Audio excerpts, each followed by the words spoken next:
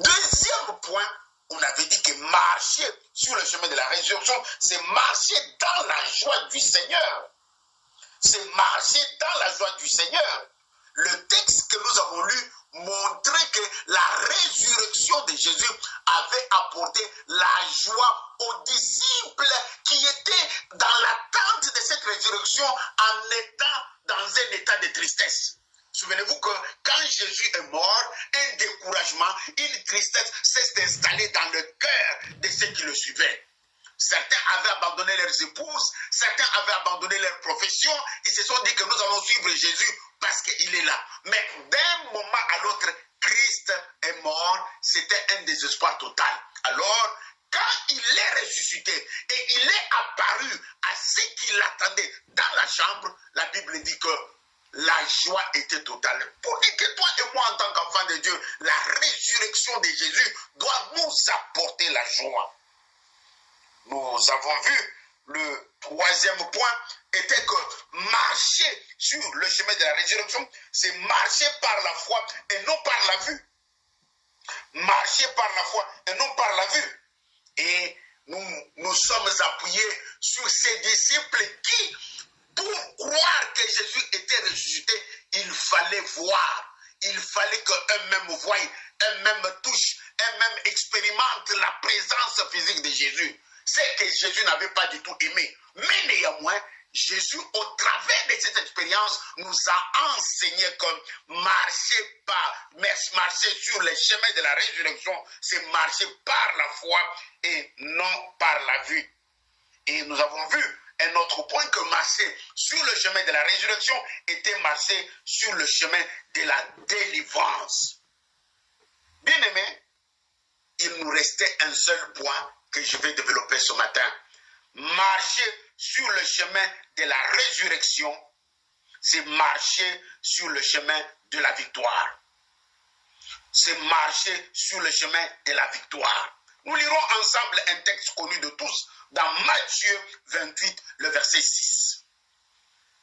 Nous sommes toujours dans notre thème marcher sur le chemin de la résurrection et nous terminons le dernier point ce matin. Nous sommes dans Matthieu chapitre 28, le verset 6. Je vais commencer au verset 5 pour la bonne compréhension du texte. Je fais la lecture.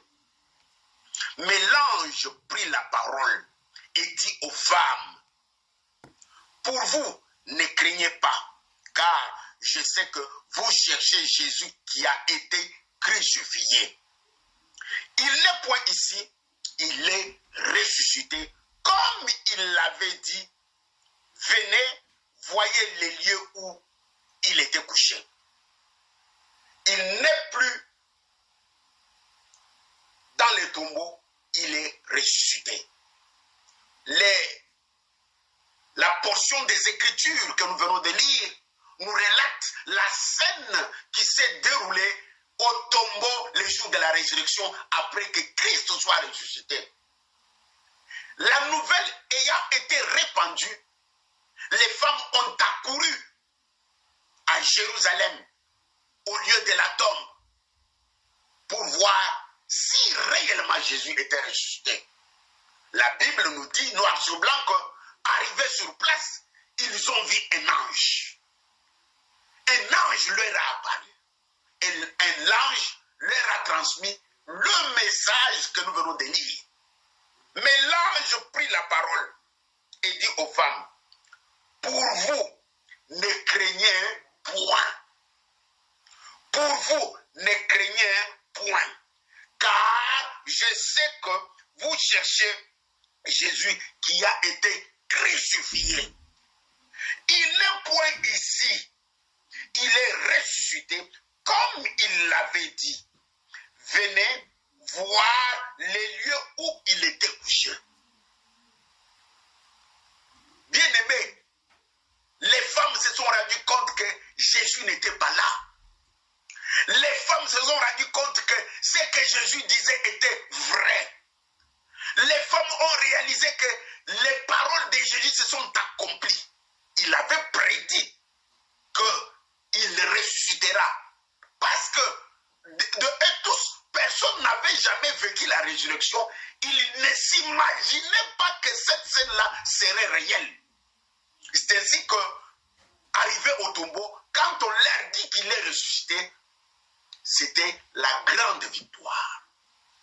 C'était la grande victoire. C'est pourquoi ce matin, je dis, marcher sur le chemin de la résurrection, c'est marcher dans la victoire. Marcher sur le chemin de la victoire.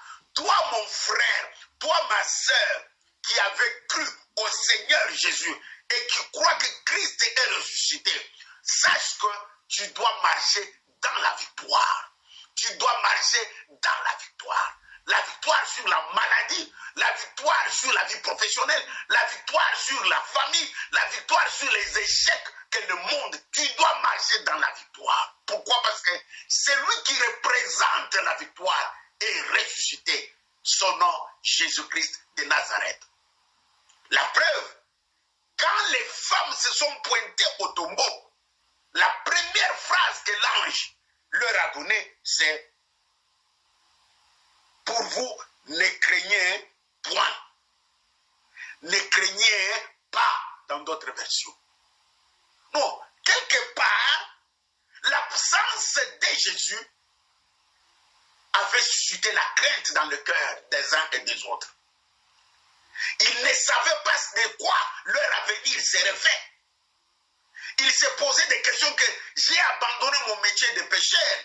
J'ai laissé ma famille depuis des mois et à Capernaum, j'ai suivi Jésus depuis 3 ans. Mais voilà, il est parti. La peur, la crainte, l'inquiétude s'était installée. Alors, l'ange rassure aux femmes, pour vous, ne craignez point. Toutes les promesses, tout ce qu'il avait dit, ça va se réaliser. Non, ce matin, je m'adresse à toi, mon frère, à toi, ma soeur, qui est connecté pour écouter la parole. Le Seigneur te dit, le Seigneur s'adresse à toi. Toi, ne crains point. Toi, ne crains pas. Parce que Christ est ressuscité. Parce que Christ est ressuscité. Ne crains pas maman, ne crains pas papa, parce que Christ est ressuscité. Et si le Christ ressuscité est dans ta vie, cela signifie que toute situation qui était morte dans ta vie doit aussi ressusciter. Amen. Toi, ne crains point. Qu'est-ce qui te fait peur? Qu'est-ce qui te fait craindre? Le lendemain, la Bible donne la réponse que le lendemain appartient à Dieu. Il suffit de recommander ton lendemain entre les mains de Dieu et Dieu lui-même fera le reste. Qu'est-ce qui te fait peur? La maladie que tu as. Jésus-Christ, par ses meurtrissures, il a vaincu la maladie. Et dans l'Ancien Testament, j'aime bien ce texte qui dit que vous servirez l'Éternel. Il éloignera la maladie de ta vie, de ta maison. Qu'est-ce qui te fait peur? Le travail. Non, le Seigneur est celui qui est capable de te donner tout. Parce qu'il est vainqueur. Il suffit de l'accepter dans ta vie. Il suffit de lui donner la première place. Il suffit de vivre totalement dans la consécration. La victoire de Jésus sera ta victoire. La victoire de Jésus sera ta victoire. Jésus va enlever la honte qui te hante. Jésus va enlever la peur qui t'envahisse. Jésus va enlever l'inquiétude qui ronge ton cœur. Parce qu'il s'appelle la victoire. Donc j'aimais un pasteur qui avait une fois prêché en disant, le thème de sa prédication était la victoire de Jésus et la victoire des victoires. Quoi? La résurrection de Jésus et la victoire des victoires. Cela signifie qu'il existe des victoires dans ce monde, mais la victoire de Jésus est l'unique victoire qui n'est comparable à aucune victoire sur la terre. C'est dans cette logique-là que toi tu t'inscris. Bien-aimé, n'aie pas peur. N'aie pas peur. N'aie pas peur. Ne crains rien. Non, dans la semaine passée, j'ai reçu un frère qui est venu pleurer à l'église. Il est venu pleurer parce que, comme vous le savez, les choses dans le milieu académique sont réglementées. Tu dois faire un certain nombre d'examens et quand tu arrives à la fin des études, si tu échoues, tu ne peux pas reprendre les études et tu es exmatriculé. J'ai connu ce cas il y a 2 semaines passées. Le frère était au bout du rouleau. Il a fait les études universitaires. Il est arrivé à la fin et on l'a exmatriculé pour la première fois. Il a repris. Mais maintenant là, on l'a encore presque une 12aine d'années dans les études. Et nous lui avons dit que la victoire de Jésus, c'est la meilleure des victoires. Il est entré dans la prière avec nous. On a prié en tant qu'église, on a prié. Et la semaine d'après, il y avait une séance comme dans les universités. On doit regarder les copies. Quand tu as échoué, tu dois aller vérifier où est-ce que tu as échoué. Il avait rendez-vous avec le professeur, avec tristesse dans le cœur, avec la peur, la crainte de l'avenir qui rongeait son cœur. Arrivé au bureau du professeur, ils ont commencé à contrôler où est-ce qu'il avait échoué. Parce que c'était l'unique examen qui était resté pour avoir son diplôme d'université. Quand il est entré, le professeur lui a dit que je ne vois même pas où est-ce que tu vas trouver les points pour compléter ton échec. Le frère s'est assis dans toute humilité. On a examiné sa copie, on a tourné sa copie et ils ont réalisé qu'il y avait des endroits où le professeur n'avait pas corrigé. Et on lui a remis ses notes. Le frère est venu à l'église, tout content, tout joyeux, en pleurant la victoire de Jésus. Bien-aimé, aussi longtemps que tu as Jésus dans ton cœur, ta situation n'est pas à sa fin. Ta situation n'est pas à sa fin. Écoute, je vais te dire que Jésus a connu des obstacles.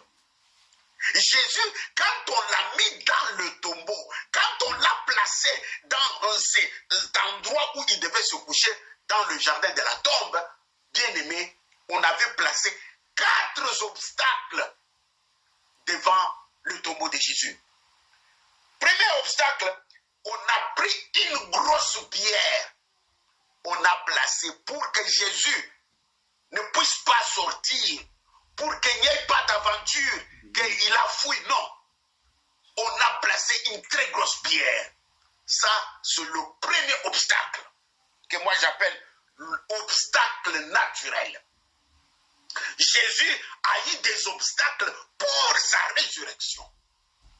Jésus a eu des obstacles pour sa résurrection. Premier obstacle qu'on avait placé au tombeau de Jésus, c'était l'obstacle naturel. L'obstacle naturel, c'est ce que c'était représenté par la grosse pierre qui était devant. Jésus ne pouvait pas sortir. On a pris la pierre, on a mis.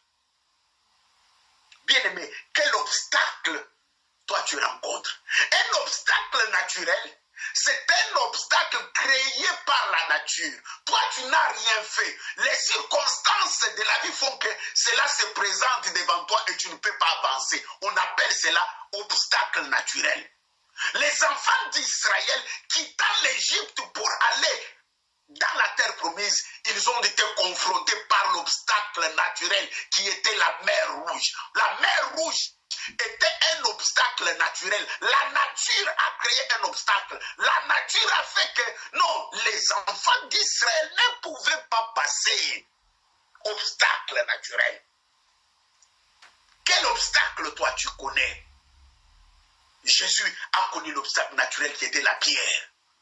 La pierre l'empêchait de sortir.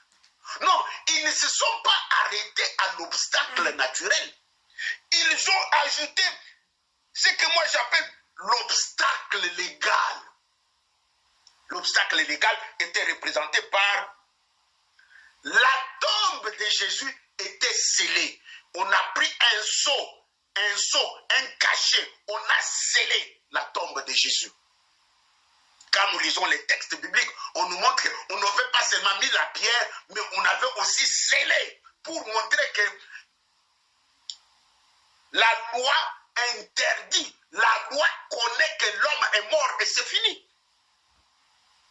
L'obstacle légal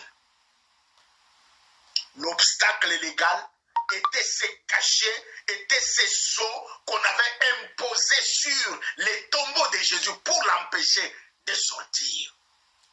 Non, il n'y avait pas seulement l'obstacle légal, mais il y avait aussi l'obstacle politique. Il y avait aussi l'obstacle politique. N'oubliez pas qu'à part le cachet, on avait placé des gardes policières. On avait placé des gardes policières. Nuit et jour, il devrait veiller que ce monsieur-là qui est mort de temps-là ne s'amuse pas à faire une aventure qu'il est ressuscité. Troisième obstacle, obstacle politique. Obstacle politique, c'est tout obstacle lié à une décision politique par rapport à ma situation qui m'empêche d'avancer. C'est ce qu'on appelle l'obstacle politique. L'obstacle légal, c'est un obstacle qui sort de loi du pays, de loi du quartier, de loi, je ne sais pas moi, de l'entreprise. Cette loi-là t'empêche de franchir l'étape suivante. On appelle ça l'obstacle légal. Et les gardes policières étaient là en tant qu'obstacle politique pour empêcher la résurrection de Jésus. Bien-aimés, non pas seulement l'obstacle politique, mais je m'en vais vous dire aussi que le quatrième obstacle était l'obstacle spirituel. L'obstacle spirituel, cela signifie les mauvais esprits. Le monde des ténèbres était content que Jésus soit mort. Le monde des ténèbres était content que Jésus soit mort. Alors, eux aussi se sont mobilisés pour constituer un obstacle pour empêcher la résurrection de Jésus. Bien-aimés, en énumérant, en citant les 4 types d'obstacles qui étaient au tombeau de Jésus, humainement parlant, il n'y avait pas la chance que Jésus ressuscite. Il n'y avait pas l'espoir. Imaginez-vous, on a mis la pierre, l'État a scellé dessus, on a pris les policiers, on a mis devant la tombe, et le monde des esprits aussi mobilisé pour que ce monsieur-là ne sorte pas. 4 types d'obstacles. Obstacle naturel, obstacle légal, obstacle politique, obstacle spirituel. Jésus n'avait pas la possibilité d'être ressuscité à cause de tous ces obstacles. Mais la Bible me dit que le 3e jour, la terre n'a pas supporté le corps de Jésus. La terre n'a pas supporté le corps de Jésus. La Bible dit qu'il est ressuscité et sorti du tombeau. Il est ressuscité et sorti du tombeau. On ne sait pas comment, on ne sait pas de quelle manière, mais tous les obstacles étaient franchis par l'homme de Galilée. Tous les obstacles étaient franchis par l'étoile brillante du matin. Tous les obstacles étaient franchis par l'agneau de Dieu qui ôte les péchés du monde. Tous les obstacles étaient franchis par Jésus-Christ de Nazareth. 4 obstacles. Non, ma question ce matin, ma soeur, mon frère, quel obstacle t'empêche d'entrer dans ta destinée? Quel obstacle t'empêche de réaliser le plan merveilleux de Dieu pour ta vie? Est-ce un obstacle légal? Est-ce un obstacle naturel? Est-ce un obstacle politique? Ou bien un obstacle spirituel? Néanmoins, chacun de nous est conscient de ce qui l'empêche d'avancer. Tu peux faire semblant quand les gens sont là, mais quand tu es seul dans ton coin, dans la nuit, dans ton lit, tu réfléchis, même si tu ne connais pas exactement, mais